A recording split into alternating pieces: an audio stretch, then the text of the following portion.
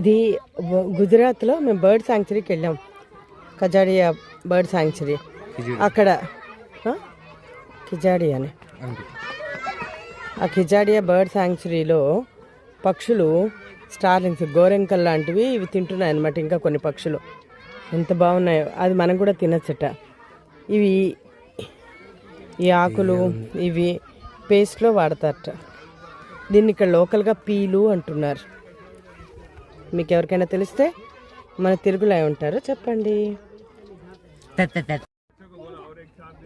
ఇది గుజరాత్లో మేము బర్డ్ శాంక్చురీకి వెళ్ళాం. కజాడియా బర్డ్ శాంక్చురీ.